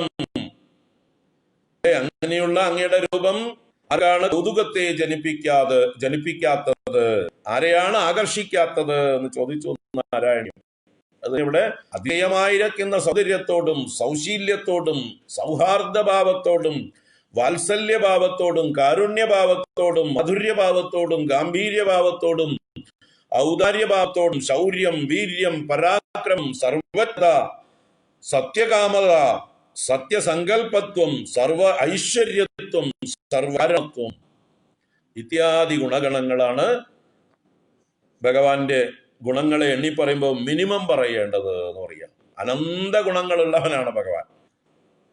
വാത്മീകി രാമായണത്തില് ശ്രീരാമനെ എണ്ണി പറയുമ്പോൾ 49 ഗുണങ്ങളാണ് വാത്മീകി എണ്ണി പറയുന്നത്. ആദ്യം രാമനെ നാരദനാണ് പരിചയപ്പെടുത്തുന്നത്. കോന്വസ്മിൻ സാമ്പ്രതം ലോകേ ഗുണവാൻ കശ്ച വീര്യവാൻ എന്ന വാത്മീകിയുടെ ചോദ്യത്തിന് നാരദ മഹർഷി എണ്ണിക്കൊടുക്കുന്നുണ്ട്. ഉണ്ടല്ലോ, ഇപ്പുണ്ടല്ലോ, അവൈലബിൾ ആണല്ലോ ഈ ഭൂമിയില്. അങ്ങയുടെ സമകാലീനനായിട്ട് അയോധ്യ നഗരിയിൽ ദശരഥ പുത്രനായ ഒരാളുണ്ട്, ശ്രീരാമചന്ദ്ര പ്രഭു. അദ്ദേഹത്തില് ഇന്ന ഗുണങ്ങളുണ്ട് എന്ന് പറഞ്ഞിട്ട് 49 ഗുണങ്ങളെ എണ്ണി പറയേണ്ട നാരദ മഹർഷി. വാത്മീകി രാമായണം വായിക്കണം. അതിന് കുറേ കാലം അധ്യാത്മരാമായണം വായിച്ചവര് ഒന്ന് വാത്മീകി രാമായണം വായിക്കാനും ശ്രമിക്കൂ. രാമായണ മാസമല്ലേ നാളെ തൊട്ട്. ആ വാത്മീകി രാമായണത്തിലാണ് കാര്യങ്ങളൊക്കെ കിടക്കുന്നത്. അതിന്റെ 10-1 ഉള്ളൂ അധ്യാത്മരാമായണം. വാത്മീകി രാമായണം 24,000 ശ്ലോകമായിരിക്കുമ്പോ 2,400 ശ്ലോകങ്ങൾ പോലെയുള്ള വരികളിലാണ് എഴുത്തച്ഛൻ രാമായണം രചിച്ചിരിക്കുന്നത്. 10-1 ഉള്ളൂ. അപ്പൊ ശരിക്കും മനസ്സിലാക്കണമെങ്കിൽ, ഒറിജിനൽ സ്റ്റോറി മനസ്സിലാക്കണമെങ്കിൽ വാത്മീകി രാമായണത്തിലേക്ക് പോകണം. അപ്പൊ അവിടെ രാമന്റെ ഗുണഗണങ്ങൾ പറയുന്നുണ്ട്. അതുപോലെ ഭഗവാൻ കൃഷ്ണന്റെ ഗുണഗണങ്ങൾ എണ്ണി എണ്ണി പറയാം. അപ്പൊ അങ്ങനെ അനന്ത ഗുണമൂർത്തിയാണ് ഭഗവാൻ. ഗുണമന്ദിരനാണ് ഭഗവാൻ. എല്ലാ ഗുണങ്ങൾക്കും വിളഭൂമിയാണ്. സുന്ദര വദനാരവിന്ദ, ഭഗവാന്റെ വദനാരവിന്ദം സുന്ദരം, ലോകത്തിലേക്ക് വെച്ച് ഏറ്റവും സുന്ദരം. സൗന്ദര്യോത്തരതോപി സുന്ദരതരം. ലോകത്തില് ആർക്കും ആ രൂപം കണ്ടാൽ ആകർഷിക്കപ്പെടാതിരിക്കില്ല. ഏത് ദേശക്കാരായിക്കോട്ടെ, ഏത് മതസ്ഥരായിക്കോട്ടെ. നോക്കൂ, നമ്മുടെ വിദേശികൾ എത്രയാണ് ഈ ഹരേ കൃഷ്ണ പ്രസ്ഥാനത്തിലേക്ക് വന്നുകൊണ്ടിരിക്കുന്നത് നോക്കുക. ആ കൃഷ്ണരൂപത്തിന്റെ ആകർഷണീയതയാണത്. അവരുടെ ഫിലോസഫി അല്ല വാസ്തവത്തില്. ഫിലോസഫി, കൃഷ്ണ കോൺഷ്യസ്നസ് ഫിലോസഫിക്ക് ചെറിയൊരു ന്യൂനതയുള്ളത് ഫനറ്റിസിസം. ബാക്കിയുള്ള എല്ലാറ്റിനെയും വളരെ നിന്ദിക്കുന്നൊരു സ്വഭാവമാണ് പലർക്കും. വിവരമില്ലാത്തവർക്ക് എല്ലാവരെയും അടച്ചു പറയില്ല. പക്വതയും വിവരവും ഉള്ളതായിട്ടുള്ള ആളുകൾ അങ്ങനെ മറ്റുള്ളവരെ നിന്ദിക്കില്ല. പക്ഷെ കുറച്ചാൾക്കാർ അതിൻ്റെ മുഴുവൻ ഉൾക്കൊള്ളാതെ ആ കൃഷ്ണൻ മാത്രം എല്ലാം സുപ്രീം, ബാക്കി ശിവനും ദേവിയും ഗണപതിയും സുബ്രഹ്മണ്യനുമൊക്കെ ഡെമി ഗോഡ്സ്, അങ്ങനെയുള്ള ആ പ്രയോഗം ഒഴിവാക്കി എല്ലാവരെയും വണങ്ങുക. ശിവഭക്തന്മാരെ കണ്ടാൽ അവരെ ആ രീതിയിൽ അംഗീകരിക്കുക, അവരെ നിന്ദ്യന്മാരായിട്ട് കണക്കാക്കരുത്. ഗാണപത്യന്മാരെ കണ്ടാൽ വണങ്ങുക, ശാക്തേയന്മാരെ കണ്ടാൽ വണങ്ങുക, അല്ലെ, അതുപോലെയുള്ള കൗമാരന്മാരെ കണ്ടാൽ വണങ്ങുക, അതുപോലെ മറ്റു മതസ്ഥരെയും കണ്ടാൽ വണങ്ങുക. മറ്റത് തീവ്രവാദത്തിലേക്ക് പോകും. അങ്ങനെ പോകാതെ നോക്കണം. അതിനുള്ള ഗൈഡൻസ് അവരുടെ ആചാര്യന്മാർ ആ ശിഷ്യഗണങ്ങൾക്ക് കൊടുക്കേണ്ടതാണ്. നല്ലോണം പ്രേമിച്ചോളൂ, കൃഷ്ണനെ പ്രേമിച്ചോളൂ, പ്രാണനേക്കാൾ പ്രേമിച്ചോളൂ, യാതൊരു ദോഷവുമില്ല. അങ്ങനെ തന്നെയാണ് വേണ്ടത്. ആ പ്രേമം വളരട്ടെ, ഭഗവാനെ ആരാധിക്കുന്നതിൽ നല്ല ശ്രദ്ധയുണ്ടാവട്ടെ, അതൊക്കെ ഉണ്ട് അവർക്ക്. പക്ഷെ ആ ഒരു ദോഷം, ഒരു ന്യൂനതയെ മാറ്റിയാൽ, ആ ഫിലോസഫിയിലുള്ള ആ ഒരു ചെറിയൊരു ന്യൂനതയെ മാറ്റിയാൽ, ആ ഉപാസനാതലത്തിൽ കൃഷ്ണനെ ഇങ്ങനെ തന്നെയാണ് സ്നേഹിക്കേണ്ടത്. പക്ഷെ താത്വിക തലത്തിൽ കൃഷ്ണൻ തന്നെയാണ് ശിവനും, കൃഷ്ണൻ തന്നെയാണ് ഗണപതിയും, കൃഷ്ണൻ തന്നെയാണ് ദേവിയും, കൃഷ്ണൻ തന്നെയാണ് സുബ്രഹ്മണ്യനും, കൃഷ്ണൻ തന്നെയാണ് അയ്യപ്പനും എന്ന് അവരറിയണം. ആ ഒരു അറിവ് അത് കൂടിയായാൽ അവരുടെ ഭക്തിയെ നമ്മൾ നമോഭാഗം, അവരുടെ ശ്രദ്ധയെ, അവരുടെ ആരാധനകളെ ഒക്കെ നമ്മൾക്ക് വളരെ തുറന്ന മനസ്സോടെ ബഹുമാനിക്കാം. അവർ ചെയ്യുന്ന പ്രവൃത്തികൾ ലോകം മുഴുവൻ കൃഷ്ണ കോൺഷ്യസ്നസ് വികസിച്ചുകൊണ്ട് എത്രയെത്ര വിദേശികൾ ആനന്ദ നൃത്തം ചെയ്യുന്നു കൃഷ്ണന്റെ കീർത്തനങ്ങൾ പാടിക്കൊണ്ട്, അല്ലേ? അഷ്ടമി രോഹിണിക്കും അതുപോലെ വിശേഷ ദിവസങ്ങളിലൊക്കെ അവർ തെരുവുകളിൽ രഥം വലിച്ചുകൊണ്ടും വാദ്യഘോഷങ്ങളും പീച്ചാങ്കൊഴലുകളെ കൊണ്ട് പരസ്പരം എന്താ പറയുക, വർണ്ണജലങ്ങൾ പീച്ചിക്കൊണ്ടും ആനന്ദമായിട്ട് അവർ നൃത്തം വയ്ക്കുന്നത്, ഭാരതീയ വേഷഭൂഷാദികൾ ധരിച്ചുകൊണ്ട് എത്ര വിദേശികൾ, ഏതൊക്കെ തെരുവുകൾ, യൂറോപ്പിലും അമേരിക്കയിലുമൊക്കെ. കാരണം ആ കൃഷ്ണരൂപത്തിന്റെ മാസ്മരികതയാണ്. കൃഷ്ണൻ എന്ന പേര് തന്നെ അതാണ്. എല്ലാവരെയും ആകർഷിപ്പിച്ച് ആനന്ദിപ്പിക്കുന്നവൻ. കർഷതി നന്ദതീതി കൃഷ്ണ, കൃഷതി നന്ദതി, എല്ലാവരെയും കൃഷിക്കുന്നു. കൃഷിക്കുക എന്ന് തന്നെ വലിക്കുക എന്നാണ്. തന്നിലേക്ക് കാന്തം പോലെ വലിച്ചടുപ്പിക്കുന്നവൻ. നന്ദതീതി കൃഷ്ണ, കൃഷതി നന്ദതി, ആകർഷിക്കുക, ആനന്ദിപ്പിക്കുക. അങ്ങനെയുള്ള ആനന്ദ സ്വരൂപനാണ്, സച്ചിദാനന്ദ കട്ടയാണ് കൃഷ്ണൻ. ആ കൃഷ്ണനിലേക്ക് ലോകം മുഴുവൻ ആകൃഷ്ടരായിരിക്കുന്നു. യാതൊരു സംശയവുമില്ല ഭഗവാന്റെ സൗന്ദര്യത്തിനെ കുറിച്ച്. ആ ലോകം ഇന്ന് വരെ കണ്ടിട്ടുള്ള അത്ഭുത രൂപങ്ങളിൽ ഒന്നാണ് കൃഷ്ണരൂപം. ആ കൃഷ്ണനോളം സൗന്ദര്യമുള്ള ഒരു രൂപവും ഇന്ന് വരെ ഉണ്ടായിട്ടില്ല, നീട്ടുണ്ടാവാനും പോകുന്നില്ല. ചിത്രകാരന്മാരുടെ പരിമിതികളുണ്ട്. അവർക്ക് അറിയാവുന്ന രീതിയിലേ അവര് വരയ്ക്കുള്ളൂ. ഒരു ചൈനക്കാരൻ കൃഷ്ണനെ വരച്ചാൽ ചൈനീസ് മുഖമായിരിക്കും, പാകിസ്ഥാനി വരച്ചാൽ പാകിസ്ഥാന്റെ മുഖമായിരിക്കും, യൂറോപ്യൻ വരച്ചാൽ യൂറോപ്യന്റെ മുഖമായിരിക്കും, ആഫ്രിക്കക്കാരൻ വരച്ചാൽ ആഫ്രിക്കൻ കൃഷ്ണനായിരിക്കും. പക്ഷെ കൃഷ്ണൻ ഇതെല്ലാമാണ്, ഇതിനപ്പുറത്തുമാണ്. അത് ഭാവനയിൽ നമ്മൾ കാണണം. കൃഷ്ണന്റെ യഥാർത്ഥ സൗന്ദര്യം നമ്മൾ കാണുന്ന ചിത്രങ്ങളിലൊന്നുമല്ല. അത് സൗന്ദര്യോത്തരതോപി സുന്ദരതരം തദ്രൂപം ആശ്ചര്യതോപി ആശ്ചര്യം ഭുവനേന കസ്യ കുതുകം പുഷ്ണാതി വിഷ്ണോ വിഭോ. ഭുവനേന കസ്യ കുതുകം പുഷ്ണാതി, ഭൂമിയിൽ ആർക്ക് തന്നെ കൗതുകത്തെ പോഷിപ്പിക്കുന്നില്ല, ആരുടെ ഹൃദയത്തെ ആകർഷിക്കാതിരിക്കുന്നില്ല. മേൽപ്പത്തൂർ അതിശയത്തോട് ഭഗവാനെ ചോദിച്ചു. ആ ഗുരുവായൂരപ്പനെ തന്നെ നമുക്ക് ഗുരുവായൂരിൽ കണ്ടാൽ മതിയാവുമോ? തൊഴുതിട്ടും തൊഴുതിട്ടും മതി വരുന്നില്ല എന്ന് പറയുന്ന പാട്ടുകൾ എത്രയാണ്. എത്ര തൊഴുതാലും മതിയാവില്ല. നമ്മൾക്ക് സൗകര്യം ഉണ്ടായിരുന്നെങ്കിൽ, ഇത്രയൊന്നും ക്യൂ നിൽക്കണ്ടായിരുന്നുവെങ്കിൽ നമ്മളൊന്നും ഗുരുവായൂരിന്ന് വിട്ടുപോവില്ല. അവിടെ തന്നെ കടന്ന് കറങ്ങിക്കൊണ്ടേയിരിക്കും. പക്ഷെ അവിടെ നിൽക്കേണ്ട ക്യൂവിനെ കുറിച്ച് ഓർത്തിട്ടാണ് നമ്മൾ പോകാത്തത്. അപ്പൊ ഭഗവാന്റെ സൗന്ദര്യം, സുന്ദരവദനാരവിന്ദ ഗോവിന്ദ. ഗോവിന്ദ ശബ്ദത്തിന്റെ അർത്ഥം ഗോവർദ്ധനോദ്ധാരത്തിന് പറഞ്ഞു. ലോകത്തിനെ മുഴുവൻ, ചരാചരങ്ങളെ മുഴുവൻ രക്ഷിക്കുന്നവൻ എന്നാണ്.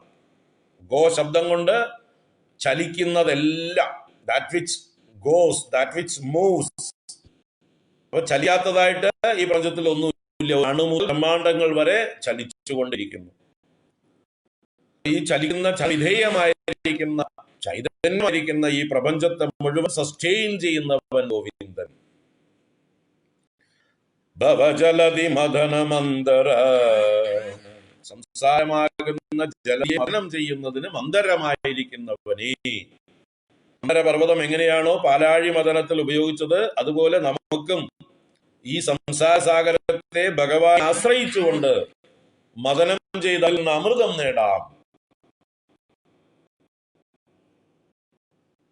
മദനപർവ്വതം കൊണ്ട് പാലാഴിയെ കണ്ടപ്പോൾ അമൃതം കിട്ടിയത്. അതുപോലെ ഭഗവാന്റെ ഈ രൂപത്തെ നമ്മൾ ധ്യാനിച്ച് ഹൃദയത്തെ മതിച്ച് നമുക്ക് ഈ ലോകത്തിൽ നിന്ന് അമൃതം നേടാം.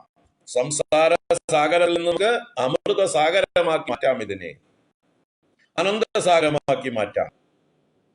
അതിന് ഭഗവാൻ രൂപം നമ്മളെ സഹായിക്കും. അതാണ് മേൽപ്പത്തൂർ നാരായണീയത്തിൽ പറഞ്ഞത്, അഷ്ടാദേ സൃഷ്ടിചേഷ്ട ബഹുതര ഭവഖേദാവഹ ജീവഭാജാം ഇത്യേവം ആലോചിതം അജിതമയാ നൈവ മദ്യാഭിജാനേ നോ ചേത് ജീവാഃ കഥം വാ മധുരതരമിദം ത്വദ്വപുശ്ചിദ്രസാർദ്രം നേത്രൈഃ ശ്രോത്രൈശ്ച പീത്വാ പരമരസസുധാംബോധിപുരേ രമേരൻ. ആ ശ്ലോകം ചൊല്ലുമ്പോ രോമാഞ്ചം ഉണ്ടാവണു. ഭഗവാന്റെ ആ രൂപം, അത്ഭുതമായിട്ടുള്ള ശ്രീകൃഷ്ണ രൂപം നമുക്ക് തന്നിട്ട് നമ്മളെ സംസാര സാഗരത്തിൽ നിന്ന് കരകയറ്റാൻ വേണ്ടി തന്ന രൂപമാണത്.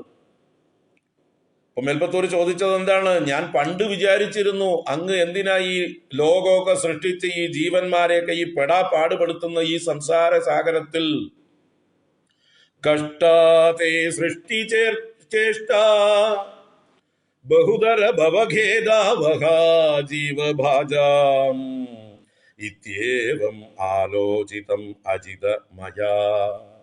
ഞാൻ പണ്ട് അങ്ങയെക്കുറിച്ച് അങ്ങയ്ക്ക് വിവരമില്ല എന്ന് കരുതിയിരുന്നു. എന്നാൽ നൈവ മദ്യാഭിജാനേ, ഇപ്പൊ എന്റെ തെറ്റിദ്ധാരണ മാറി. കാരണം എപ്പോ ഈ ഗുരുവായൂരപ്പനെ വന്ന് കണ്ടപ്പോ അങ്ങ് അങ്ങനെ ചെയ്തില്ലായിരുന്നുവെങ്കിൽ നോ ചേത് ജീവാഃ കഥം വാ മധുരതരമിദം ത്വദ്വപുശ്ചിദ്രസാർദ്രം നേത്രൈഃ ശ്രോത്രൈശ്ച പീത്വാ പരമരസസുധാംബോധിപുരേ രമേരൻ. അങ്ങ് ജീവന്മാരെ ഇങ്ങനെ ശരീരങ്ങൾ കൊടുത്ത് സൃഷ്ടിച്ചില്ലായിരുന്നുവെങ്കിൽ അവർക്ക് എങ്ങനെ അങ്ങയുടെ ഈ രൂപം, ഈ മനോഹരമായിട്ടുള്ള കൃഷ്ണരൂപം കണ്ണുകൊണ്ടും കാതുകൊണ്ടും പാനം ചെയ്ത് പരമരസസുധാംബോധിപുരേ, പരമരസമാകുന്ന അമൃതഞ്ഞിരിക്കുന്ന ഈ സാഗരത്തിൽ, ആനന്ദസാഗരത്തിൽ രമേരൻ എങ്ങനെ രമിക്കും? അപ്പോ രമിക്കാനുള്ള, ആനന്ദസാഗരത്തിൽ രമിക്കാനുള്ളതായിട്ടുള്ള ഉപാധി ഇവിടെ ഭഗവാൻ തന്നിട്ടുണ്ട്. ഈ സംസാര സാഗരത്തെ ആനന്ദസാഗരമാക്കി കൺവേർട്ട് ചെയ്യാനുള്ളതായിട്ടുള്ള മാർഗം ഭഗവാൻ തന്നിട്ടുണ്ട്. പക്ഷേ മൂഢജനങ്ങൾ അത് കാണുന്നില്ല.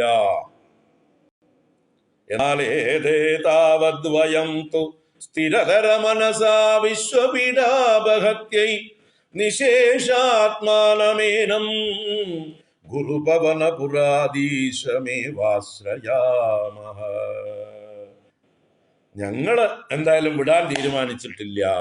ആ ഗുരുപവനപുരാധീശനെ തന്നെ ആശ്രയിക്കാൻ തീരുമാനിച്ചിരിക്കണോ എന്ന് പറഞ്ഞ് സ്തുതിക്കുന്നില്ലേ? അതൊക്കെ ഒന്ന് നല്ലോണം മനസ്സിരുത്തി ആസ്വദിച്ച് പഠിക്കുക. വെറുതെ യാന്ത്രികങ്ങളായിട്ട് ദിവസം രാവിലെ എഴുന്നേറ്റിട്ട് നാരായണീ ഞാനും ചൊല്ലുന്നുണ്ട്, നാരായണീയും എന്താ ചൊല്ലുന്നുണ്ട്, അതുകൊണ്ട് എനിക്കും ചൊല്ലണം മത്സരം. എല്ലാരും കൂടി കൂട്ടി വട്ടത്തിലിരുന്നിട്ടൊരു നിലവിളി, അതല്ല വേണ്ടത്. നാരായണീയം ഒറ്റയ്ക്ക് ആസ്വദിക്കണം. അതിന്റെ അർത്ഥം മനസ്സിലാക്കി ഓരോ ശ്ലോകവും ആസ്വദിക്കണം. എത്ര മനോഹരമായിട്ടുള്ള വർണ്ണനയാണ്, കാവ്യമാണ്. അതിനെ നമ്മൾ അവമാനിക്കരുത്, അത് ആസ്വദിക്കുകയാണ് വേണ്ടത്. നോക്കാം നമുക്ക്. ദാമോദര ഗുണമന്ദിര സുന്ദരവദനാരവിന്ദ ഗോവിന്ദ ഭവജാതി മദന മന്ദര പരമംദരമപനയത്വം മേ. ഉള്ളിലുള്ള എല്ലാ ദുഃഖങ്ങളെയും ഭയത്തെയും ആ ഞാനും അങ്ങും തമ്മിലുള്ളതായിട്ടുള്ള അകലത്തെയും അങ്ങ് അപനയ നീക്കിയാലും പരിഹരിച്ചാലും ഒന്നായി തീരണം നമ്മള് എന്നാണ് നമ്മുടെ പ്രാർത്ഥനയുടെ അർത്ഥം. അടുത്ത ശ്ലോകം നമ്മൾ കണ്ടതാണ്. നാരായണ ഗുണമന്ദിര ശരണം കരവാണി താവകൗ ചരണൗ ഇതി ഷഡ്പദി മദീയേ വദന സരോജേ സദാ വസതു. ഭഗവാനെ സംബോധന ചെയ്തു. നാരായണ കരുണാമയ, ലോകത്തിന് മുഴുവൻ ആശ്രയമായവൻ എന്നാണ് നാരായണ ശബ്ദത്തിനർത്ഥം. നാരം എന്നതിന് ജലം എന്നർത്ഥമുണ്ട്. ഏത് ജലം? കാരണജലം. കാരണജലം എന്ന് പറഞ്ഞാൽ ഈ പ്രപഞ്ചത്തിന്റെ മുഴുവൻ ബീജരൂപം. ആ ബീജരൂപമായിരിക്കുന്ന ഈ പ്രപഞ്ചം ആരിൽ ആശ്രയിച്ചിരിക്കുന്നുവോ അവൻ നാരായണൻ. നാരങ്ങൾക്കെല്ലാം അയനമായവൻ നാരായണൻ. അല്ലാതെ നാരം അവൻ അയനമല്ല. ഭഗവാൻ വെള്ളത്തിൽ കിടക്കണമെന്നാണ് നമ്മൾ ധരിച്ചിരിക്കുന്നത്. വാസ്തവത്തിൽ വെള്ളങ്ങളൊക്കെ ഭഗവാനിലാണ് കിടക്കുന്നത്. എല്ലാ വെള്ളങ്ങളും ഭഗവാനിലാണ് കിടക്കുന്നത്. നാരായണ എന്നുള്ള വാക്കിന് ഒരുപാട് അർത്ഥങ്ങൾ പറയാനുണ്ട്. അങ്ങനെ പ്രപഞ്ചത്തിന്റെ മുഴുവൻ ആശ്രയമായിരിക്കുന്നവൻ, അതുപോലെ നരന്മാരുടെ എല്ലാം അയനമായിരിക്കുന്നവൻ. നരന്മാരുടെ എല്ലാം അയനം എന്നാൽ പ്രാപ്യസ്ഥാനം, ലക്ഷ്യസ്ഥാനം, ജീവാത്മാക്കളൊക്കെ ചേരേണ്ടതായിട്ടുള്ള പരമാത്മ സ്വരൂപം നാരായണൻ. ആ ഭഗവാനെ വിളിച്ച് പറയുന്നു കരുണാമയ, അങ്ങ് കരുണാമൂർത്തിയല്ലേ. അങ്ങയുടെ താവകൗ ചരണൗ അഹം ശരണം കരവാണി, അങ്ങയുടെ പാതാരവിന്ദങ്ങൾ രണ്ടിനെയും ഞാൻ എപ്പോഴും ശരണം പ്രാപിക്കുമാറാകട്ടെ. ഞാൻ അവിടെ അഭയം പ്രാപിക്കുമാറാകട്ടെ. വേറൊന്നിലേക്കും എൻ്റെ മനസ്സ് പോകാതിരിക്കട്ടെ. അനിത്യം അസുഖം ലോകം. ഞാൻ മനസ്സിലാക്കി ഈ ലോകത്തിൽ ഒന്നിലും നിത്യമായിട്ട് ഒന്നുമില്ല. ഈ ലോകം മുഴുവൻ അസുഖ കേന്ദ്രങ്ങളാണ്. നമ്മൾ അതിനെ ആശ്രയിക്കുന്തോറും അത് ദുഃഖ കാരണമാകുന്നു. അതുകൊണ്ട് തന്നെ ഈ ലോകം ആശ്രയയോഗ്യമല്ല. ഭഗവാനെ അങ്ങ് ഗീതയിൽ പറഞ്ഞിട്ടുണ്ടല്ലോ, അനിത്യം അസുഖം ലോകം ഇമം പ്രാപ്യ ഭജസ്വമാം. എന്നെ ഭജിച്ചാലും ഞാൻ ഭജിക്കുന്നു. താവകൗ ചരണൗ ശരണം കരവാണി. അപ്പൊ ഈ 6 വാക്കുകൾ, അതാണ് ഷഡ്പദം. നാരായണ കരുണാമയ ശരണം കരവാണി താവകൗ ചരണൗ ഇതി ഷഡ്പദി മദീയേ വദന സരോജേ സദാ വസതു. ഇതി ഷഡ്പദി, ഈ 6 പദങ്ങളുള്ള മന്ത്രം ഒരു വണ്ടിനെ പോലെ എന്റെ വദനമാകുന്ന താമരയിൽ സദാ വസതു, എല്ലായ്പ്പോഴും വസിക്കുമാറാകട്ടെ. ഈ വണ്ട് ഈ താമരയെ വിട്ടു പോകാതിരിക്കട്ടെ. ഈ ഷഡ്പദി എന്റെ വദന സരോജത്തിൽ എപ്പോഴും വിഹരിക്കട്ടെ. നാരായണ കരുണാമയ ശരണം കരവാണി താവകൗ ചരണൗ ഇതി ഷഡ്പദി മദീയേ വദന സരോജേ സദാ വസതു. ഹരി ഓം. അപ്പൊ അങ്ങനെ ഷഡ്പദി സ്തോത്രം 7 ശ്ലോകങ്ങള് പരമാവധി നമ്മള് ലിബറലായിട്ട് തന്നെ ആസ്വദിച്ചു. വേറെ എവിടെയും നമുക്കിങ്ങനെ ആസ്വദിക്കാൻ പറ്റില്ല. ധൈര്യമായിട്ട് അവരവരുടെ വീട്ടിൽ തന്നെ ഇരിക്കുന്നതുകൊണ്ട് ഇടയ്ക്കിടയ്ക്ക് നിങ്ങൾക്കൊക്കെ അടുപ്പിൽ പാലും വെച്ച് ഇടയ്ക്ക് നോക്കിയിട്ടും വരാൻ കേൾക്കുകയും ചെയ്യാം. ആ സൗകര്യം ഉണ്ടായിരുന്നത് കൊണ്ട് ധൈര്യമായിട്ട് നമ്മൾ ആസ്വദിച്ചു. ഓട്ടോറിക്ഷയ്ക്ക് പൈസ കൊടുക്കണ്ട, ബസ് കയറി കഷ്ടപ്പെടണ്ട, നടക്കണ്ട, അല്ലേ? ഇരുന്ന ഇരിപ്പിൽ വീട്ടിലിരുന്ന് കേൾക്കാം. അതുതന്നെ ആ ലിബർട്ടി ഞാനും എടുത്തത്. സമയം അരമണിക്കൂർ എന്ന് പറഞ്ഞ് വെച്ചിട്ട് ഇപ്പോൾ 1 മണിക്കൂറൊക്കെ ആയി. ചില ദിവസങ്ങളിൽ 3/4 മണിക്കൂർ 40 മിനിറ്റൊക്കെ എടുത്തിട്ടുണ്ട്. അത് നമുക്ക് ആ ഒരു സൗകര്യം ഉണ്ടായിരുന്നത് കൊണ്ടാണ്. ഒരു ടെൻഷൻ ഇല്ലല്ലോ, ആർക്കും എവിടെയും പോകേണ്ടതില്ലല്ലോ, അല്ലേ? നമ്മളെല്ലാം നൈമിഷാരണ്യത്തിലേക്ക് പോയി. നൈമിഷാരണ്യം എന്ന് പറഞ്ഞാൽ സമയം ഇല്ലാത്ത സ്ഥലമാണ്. കാലബാധ ഇല്ലാത്ത സ്ഥലമാണ്. ആ കാലബാധ ഇല്ലാത്തൊരവസ്ഥയിലേക്ക് നമ്മളൊക്കെ പോയി. അതുകൊണ്ട് ഞാൻ ഇത്തിരി ലിബറലായിട്ട് വിസ്തരിച്ചു. വളരെ സന്തോഷം. നിങ്ങൾ കാരണം ഞാനും ഈ ഷഡ്പതി ഇത്രയൊക്കെ ഉണ്ടെന്ന് ആസ്വദിക്കാൻ പറ്റി. ഞാൻ ആസ്വദിക്കാറുണ്ട്, പക്ഷെ ഇത്രയൊക്കെ ഉണ്ട് എന്നുള്ളത് ഇങ്ങനെ മനനം ചെയ്യുമ്പോഴാണ്, പ്രഭാഷണം ചെയ്യുമ്പോഴാണ് അതിൻ്റെയൊക്കെ കൂടുതൽ ചിന്ത നമ്മളിൽ വികസിക്കുക. അപ്പം അങ്ങനെ ആ ഓരോ ശ്ലോകങ്ങളുടെയും ആഴത്തിലേക്ക് മുങ്ങിത്തപ്പാനുള്ളൊരു ഭാഗ്യം ലഭിച്ചു. വളരെ സന്തോഷം. ഭഗവാൻ എല്ലാവരെയും അനുഗ്രഹിക്കട്ടെ. ഈ ഷഡ്പതി നിങ്ങളുടെയൊക്കെ വായിൽ എപ്പോഴും ഉണ്ടാവട്ടെ. രാവിലെ ഉണരുമ്പോൾ ആ ഷഡ്പതിയോടുകൂടി ഉണരുവിൻ. വൈകുന്നേരം വരെ അബോധ മനസ്സിൽ, ഉപബോധ മനസ്സിൽ ആ ഷഡ്പതി ഉണ്ടാവട്ടെ. നാരായണ കരുണാമയ ശരണം കരവാണി തവ ചരണൗ. ഇതും പറഞ്ഞുകൊണ്ട് നമുക്ക് സമർപ്പിക്കാം. എല്ലാവർക്കും കർക്കിടക മാസ ആശംസകൾ, രാമായണ മാസ ആശംസകൾ. എല്ലാവരും വീടൊക്കെ വൃത്തിയാക്കി ഭംഗിയാക്കി ഭഗവതിയെ വരവേൽക്കുക. ചേട്ട പോയി ശീബോധി വരട്ടെ. ആ ശ്രീ ഭഗവതിയെ ഓരോ ഗൃഹങ്ങളിലും കുടിയിരുത്തിക്കൊണ്ട് നിത്യവും ചെയ്യാവുന്ന രീതിയിലുള്ള ആരാധനകളൊക്കെ ചെയ്ത് സന്ധ്യയ്ക്കും കാലത്തുമൊക്കെ നല്ലപോലെ നാമങ്ങളും കീർത്തനങ്ങളും ഒക്കെ പാടിക്കൊണ്ടും രാമായണം പാടിയും ചൊല്ലിയും ആസ്വദിച്ചും മറ്റുള്ളവർ ചൊല്ലുന്നതും പ്രഭാഷണങ്ങളും ഒക്കെ ആസ്വദിച്ചുകൊണ്ടും കർക്കിടക മാസം പഞ്ഞമാസമേ അല്ല, ആനന്ദമാസമാക്കിയിട്ട് നമുക്ക് മാറ്റാം. എല്ലാവർക്കും ഭഗവതിയുടെയും ശ്രീരാമചന്ദ്ര പ്രഭുവിൻ്റെയും ആഞ്ജനേയ സ്വാമിയുടെയും അനുഗ്രഹങ്ങൾ ഉണ്ടാവട്ടെ. ഇന്ന് 10:30 ക്ലാസ്സില്ല. വൈകുന്നേരം 6:30 നമുക്കൊരു രാമായണ ആമുഖം കാണാം. നോക്കാം. നമുക്ക് നാളെ രാവിലെ 7:30 to 8:30 ഒരു ക്ലാസ്. ദേവീപരമായിട്ടുള്ള ഏതെങ്കിലും സ്തോത്രങ്ങൾ എടുക്കാം. കർക്കിടക മാസത്തിൽ നമുക്ക് ദേവി ഉപാസനയ്ക്ക് കൂടുതൽ ഒരു സന്ദർഭം ഉണ്ടാക്കാം. ദേവീപരമായിട്ടുള്ള സ്തോത്രങ്ങൾ എടുക്കാം. അത് കഴിഞ്ഞ് രാമായണമുണ്ട്. വൈകിട്ട് ഹനുമാൻ ചാലിസയും 5 മണിക്ക് ഓം നമ ശിവായ എന്നുള്ള ആ ഒരു ഫേസ്ബുക്ക് കൂട്ടായ്മയിലൂടെ നോക്കാം.